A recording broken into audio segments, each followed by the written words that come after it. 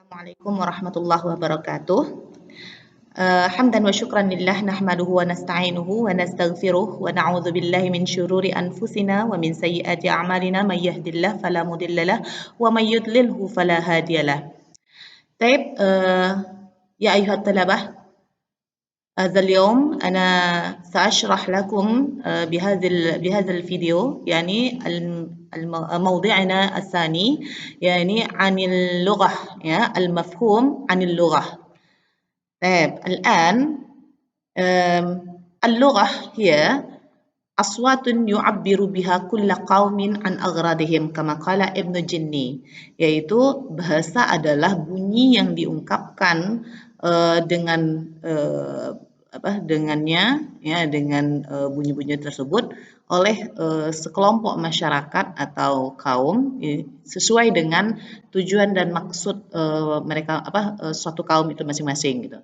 Kemudian ada juga menurut Jurjani yaitu ma yu'abbiru biha kulla qaumin an aghradihim. Ma yu'abbiru ya suatu ya, jadi ma di sini maknanya juga sama yaitu aswat yu'abbiru biha kulla qaumin an aghradihim, yang diungkapkan oleh suatu kaum atau sekelompok masyarakat atau orang ya dengan maksud kelompok tersebut masing-masing. Nah, aswatun laha makna. Jadi aswat yang dimaksud di sini adalah aswat yang mempunyai makna, adalah bunyi yang mempunyai makna. Jadi kalau bunyi-bunyi yang tidak mempunyai makna, maka itu bukan dikatakan dengan bahasa. Jadi aswatun huna yakni laha makna. Wa aswatun yani at-ta'bir. Ya, jadi bunyi-bunyi di sini baik bunyi itu diungkapkan dalam bentuk nanti lisan ataupun dalam bentuk tulisan. Imma syafawi wa imma tahriri. Itu dia ya yang dikatakan dengan bahasa. Nah, kemudian ibaratul mutakallim an maqsudih ya. Kemudian wa tilkal ibar fa'al lisani ya. Di sini nash'ati 'anil qasdi.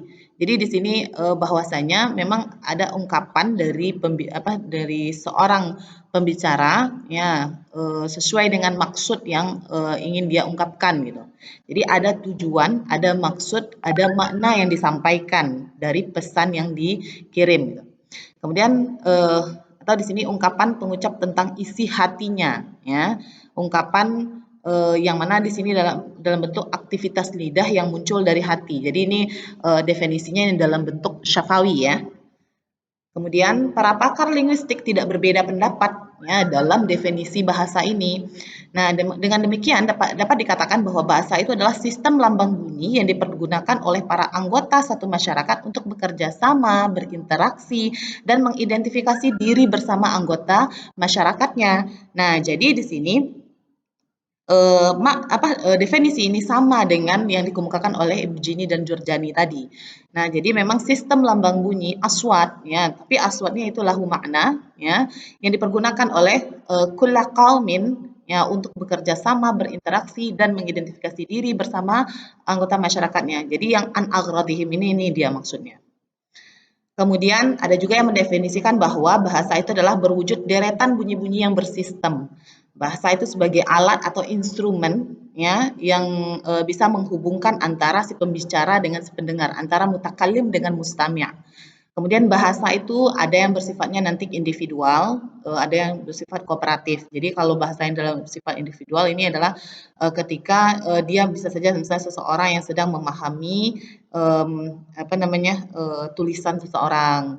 Kemudian kooperatif ini kerjasama, bisa saja terjadi interaksi antara penutur dengan si pendengar, itu contoh.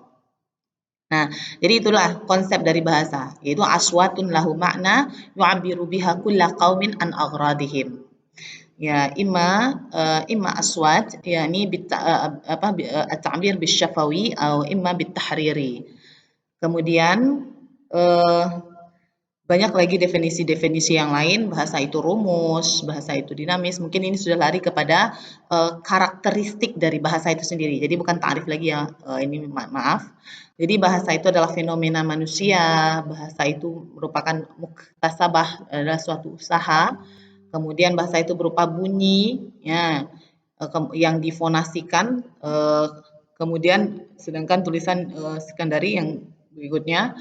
Kemudian bahasa adalah berupa sistem, ya, sehingga nanti dikenallah dengan nizam sauti, nizam sorfi, nizam apa namanya, nahwi, dan nizam dalali gitu. Jadi karena setiap bunyi itu kalau ketika antum sudah mempelajari antum mungkin sudah belajar di tentang ilmu aswad itu kan ada nizam-nizam, ada sistem-sistem atau aturan-aturannya atau pola-polanya.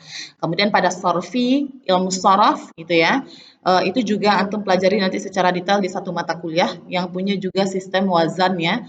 Kemudian pada nizam nahwi juga ada wazan-wazannya, dan nizam dalali juga ada nanti sistemnya atau strukturnya dalam memahami makna dengan teori pola-pola yang kita kenal, nanti ada teori-teorinya itu dalam mata kuliah nanti khusus ilmu dalalah gitu ya. Nah, maka dalam mata kuliah ini gitu ya, kita mempelajari tentang apa namanya, eh, bahasa secara umum, dan nanti kita spesifikkan ke dalam bahasa Arab gitu. Yang mana nanti pecahan dari objek-objek kajian dari ilmu bahasa ini itu sudah kita dalami pada mata kuliah tertentu nanti.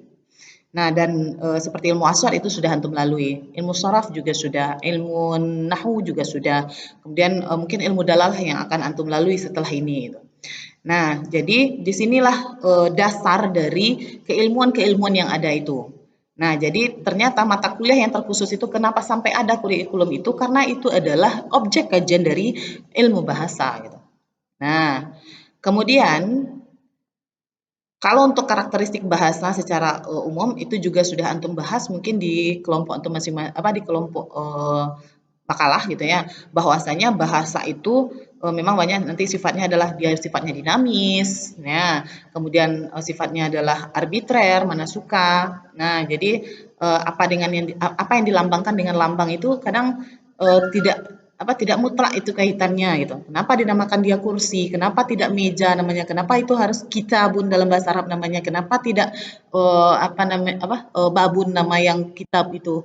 Nah, karena itu dari segi karakternya memang karakteristik bahasa itu adalah um, arbitrer gitu ya.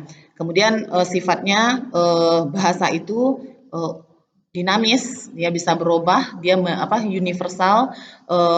Umumnya semua bahasa itu punya pola yang sama gitu. Walaupun nanti ada sesuai dengan karakteristik yang lain, yaitu bahasa itu sifatnya unik. Walaupun nanti setiap bahasa itu punya pula perbedaan yang menjadi keunikan suatu bahasa itu masing-masing gitu. Nah, jadi memang bahasa ini hanya dimiliki oleh kita manusia ya, karena bahasa yang kita miliki itu karakteristik dari segi bahasa itu adalah dia beragam, dia dinamis, dia arbitrer, kemudian bahasa itu konvensional, bahasa itu universal. Nah, dan itu tidak dimiliki oleh makhluk hidup yang lainnya gitu. Nah, ini juga berdasarkan nanti di dalam mata kuliah ilmu lugah nafsi antum juga akan pelajari itu kenapa sampai kita manusia itu bisa berbahasa, ya, yang mana pada kucing juga ada bahasanya atau seperti binatang juga ada bahasanya, tetapi kenapa tidak mereka tidak memiliki otak berbahasa seperti kita gitu. Nah, itu akan kita kaji nanti. Jadi memang disitulah keistimewaan kita sebagai manusia, ya. Maka tolonglah pelihara otaknya, kemudian tolonglah jaga bahasa yang dikeluarkan, kemudian tolonglah dalami bahasa yang kita kuasai gitu. Nah, kemudian untuk karakteristik bahasa Arab, ya nih, bahasa Arab itu kaya dengan kosakata dengan al-mufradat yang jumlahnya itu adalah sampai 12.302.912 kosakata. Ini mungkin bisa saja lebih gitu ya, apalagi dengan perkembangan teknologi dan zaman sekarang gitu ya, akan muncul bahasa-bahasa baru, teknologi-teknologi baru sehingga yang kamus yang telah dibuat oleh linguis-linguis kita dulu itu bisa saja akan muncul nanti kamus kontemporer lainnya gitu. Karena apa? Karena bahasa itu sifatnya dinamis sehingga dia akan berkembang terus-menerus. Kemudian bahasa Arab telah menjadi bahasa internasional. Itu tertanggal 18 Desember 1973. Nah, jadi beruntung kita orang bahasa ya, khususnya bahasa Arab ya, berada di jurusan PBA ini. Nah, karena apa? Karena bahasa yang kita pelajari sekarang adalah kelas dunia gitu ya, yaitu kelas internasional. Kemudian bahasa Arab adalah bahasa Al-Qur'an. Ya, sesuai dengan agama yang kita anut, pedoman yang kita punya.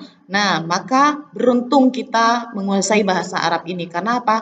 Karena segala ilmu, segala panduan hidup, nah, segala permasalahan dan solusi itu ada di dalam Al-Quran. Jadi jika antum mempelajarinya, nah, jika antum menguasainya, maka insya Allah ya, segala kehidupan yang antum lalui, segala permasalahan yang antum lalui itu semuanya ada solusinya. Kemudian bahasa Arab itu punya derivasi yaitu istiqaq alias ini biasanya dipelajari pada mata kuliah ilmu sorf ya, yaitu ada perubahan-perubahan sehingga melahirkan imbuhan yang berbeda dan makna yang berbeda. Nah, kemudian di mana dari istiqaq ini nanti ada auzan yaitu wazan-wazan atau pola-pola gitu.